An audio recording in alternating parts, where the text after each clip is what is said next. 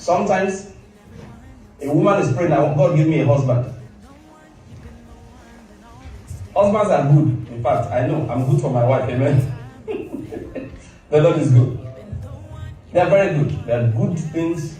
These men you find going around, they are good. They are good for changing your tire. They are very good.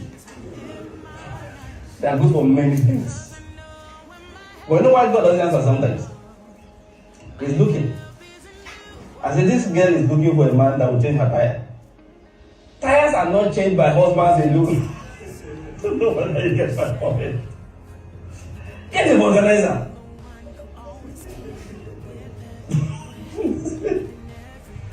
Tires are not changed by husbands alone. Get an organizer. Now, that's one extreme of it. But God is saying, listen, while every night you're praying, say, Lord, look at me, I'm alone. God say, oh. Like I said, what's my main message for today? To let you also understand that it's at the point of affliction we discover the power of divine bread. Until those men were hungry, they didn't know how to cry for manna. That's what I'm going to explain to us. So that when we have troubles, what God is actually doing is pushing us to the point where we learn to cry to God. Was that at the beginning? Now, when Asa had problems in the early days, when Jehoshaphat had problems, when Ezekiel had problems, they cried to God, and then he released his power on their behalf and delivered them from their troubles. This interesting part, all of these situations you will see, in all those situations, they were facing an army bigger than them. I don't know whether you noticed that. The Ethiopians came against them with like 600,000 soldiers, with chariots and all of that. They were like 300,000, more than double their number actually. When it was Jehoshaphat's turn, there were 3 nations that ganged up against Jehoshaphat. When it was Hezekiah's turn, the biggest nation on the earth that time decided to face Judah. In each of these situations, these children of God were at a serious disadvantage. That what was the Bible saying here from Deuteronomy chapter 8, the portion we're reading now? If you tie that to Deuteronomy chapter 8, it was saying they were hungry. That's the meaning of hunger. When you face a situation that's bigger than you. But what am I going to emphasize? The purpose of God, this is my emphasis, the purpose of God in those difficult situations is to teach us a lesson. You get what I'm saying? Is to let you understand that man does not live by bread alone. And he does that deliberately. Sometimes we pray for something and God does not answer in a hurry. One of the major things he does, listen to this though. I was saying earlier that I counseled somebody. I said, all right, you've been having these visions, don't put it like that this is going to happen. I said, why don't you look at the vision next time? I said, so. That the reason why this thing looks scary to you is because you think man needs that bread to live. You are getting the point I'm making? You think, and this is the issue. Many prayers we are praying, the reason why God sometimes doesn't answer us quickly is because we are holding on to the thing that we want so tightly, that is spiritually now. And God is saying, you don't understand something. You don't need that thing to live. So he doesn't give it, not because he can't give it, but he said, I need to make you hungry until you're able to understand that you don't need this to live.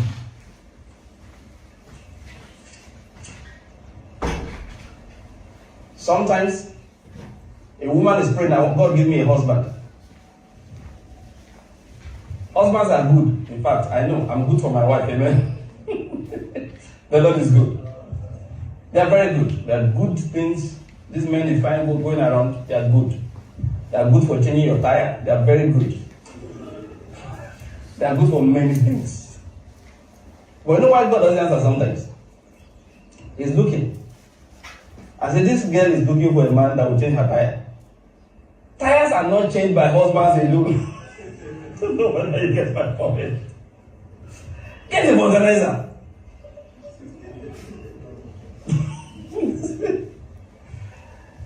doing by husband say, no, get him organizer. Now, that's one extreme of it. But God is saying, listen, while every night you're praying, say, Lord, look at me, I'm alone. God say, oh. Did you not read them with you always? It sounds funny, we're laughing. But you know God that takes it very personal.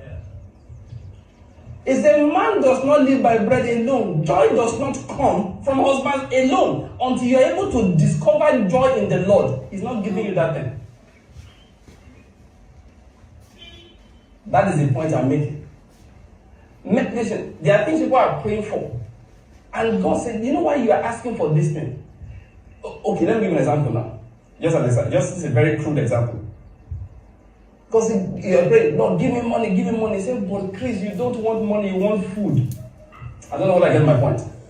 And every day say, oh, if you want 10,000 today, sow a seed. And you're looking for what to sow. And God said, but this boy does not want money. He's hungry. That all of these prayers is just to get to a particular point where food comes to the table. So why does he not just ask for food directly? Let me show him there's food in the house. Like I said, it's a very simple example. Many times the thing we're asking for is not the thing we are really looking for. It is the thing it produces. Another example, Lord, give me money so I can build a house. And God said, this boy is not looking for a house. He has a very comfortable one. His rent is very low. He's happy. It is just that he has an inferiority complex. He has an inferiority complex. Why? The last time he went to visit his friend in Mecca, that one just packed into his own personal house. That's his problem. Last Christmas, he went home and they showed him the land that used to be empty near the junction before his own street in the village. It has a beautiful house, and this who owns it is one of his cousins who was a classmate. Throughout that Christmas, he was not feeling very happy. Mother was asking, say, do you have a fever? No, I'm okay. The success of Kingsley has turned you, Andrew, into a failure. He was happy until his friends started building these houses. There was nothing wrong with his Tokumba car. He was driving it very happy. He was enjoying the car. He bought it, he used car, he's used it for the last 3 years. The car doesn't give problems. Except that they said Old Boys Association meeting last time he went. There was one boy that used to sit beside him in school. That boy used to cheat from his paper. The guy came and he parked a Lexus he bought brand new beside him. And when his wife, that boy's wife came down, oh my God, if you cut her fingers, you build the house. You know what I mean? With the gold. There's suddenly the piece of man that one can understand has departed from his heart, as opposed to the piece of God that passes all understanding. Then he starts praying. When